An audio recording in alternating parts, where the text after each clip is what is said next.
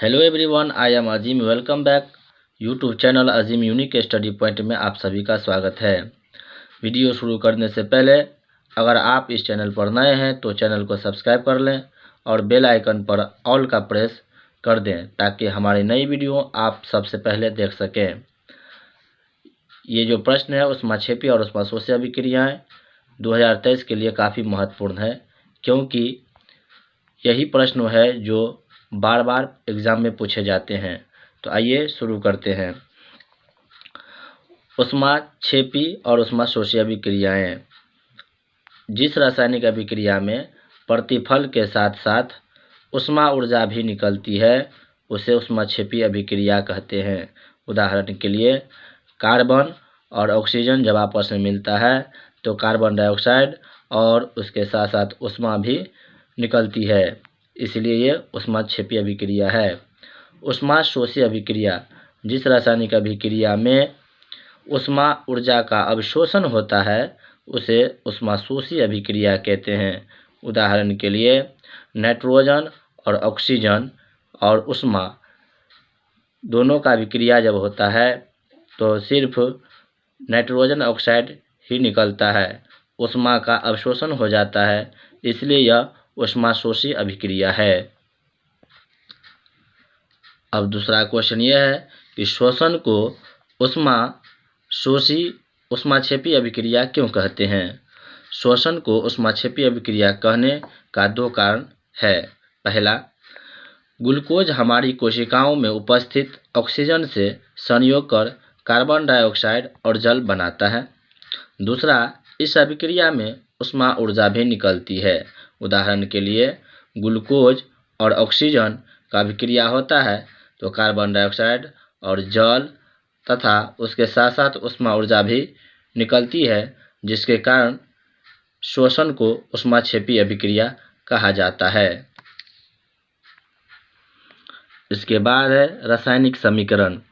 किसी रासायनिक अभिक्रिया में भाग लेने वाले पदार्थों के संकेतों एवं सूत्रों की सहायता से उस अभिक्रिया का संक्षिप्त निरूपण रासायनिक समीकरण कहलाता है। उदाहरण के लिए हाइड्रोजन और क्लोरीन को अभिक्रिया किया गया तो हाइड्रोजन क्लोराइड बन गया है।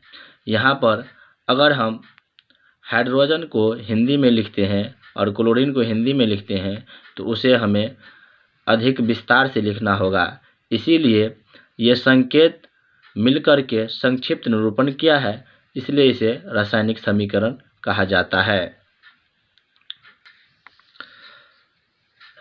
आगे है संतुलित रासायनिक समीकरण यानी बैलेंस्ड केमिकल इक्वेशन। जिस रासायनिक समीकरण के दोनों ओर प्रत्येक तत्व के परमाणुओं की संख्या समान होती है उसे संतुलित रासायनिक समीकरण कहते हैं। यानी जैसे हम सामान तौलते समय तराजू का यूज करते हैं और दोनों तरफ का पलड़ा बराबर होता है तब हम कहते हैं कि सामान बराबर है। ठीक उसी तरह संतुलित रासायनिक समीकरण भी वैसा ही होता है कि तीर के दोनों ओर प्रत्येक तत्व के परमाणु की संख्या बराबर होती है। उदाहरण के लिए हाइड्रोजन, यहाँ हाइड्रोजन की परमाणु संख्या 2 है और क्लोरीन की भी परमाणु संख्या 2 है, जो प्रतिफल के रूप में हाइड्रोजन भी 2 ठो है और क्लोरीन भी 2 ठो है। यानी इधर इसका दाईं ओर और बाईं ओर दोनों ओर प्रत्येक तत्व के परमाणु की संख्या बराबर है, इसलिए यह संतुलित रासायनिक समीकरण है।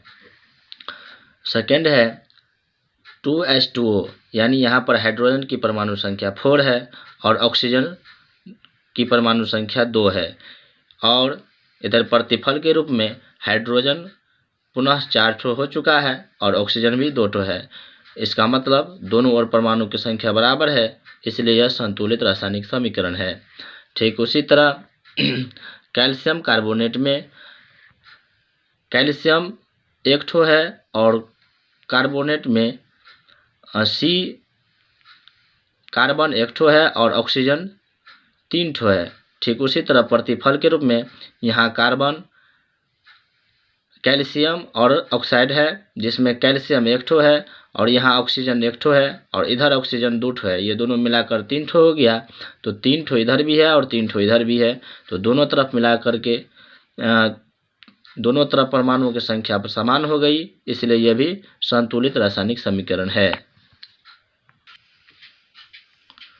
असंतुलित रासायनिक समीकरण यानी अनबैलेंस्ड केमिकल इक्वेशन, जिस समीकरण में समीकरण के दोनों ओर प्रत्येक तत्व के परमाणुओं की संख्या समान नहीं होती है, उसे असंतुलित रासायनिक समीकरण कहते हैं।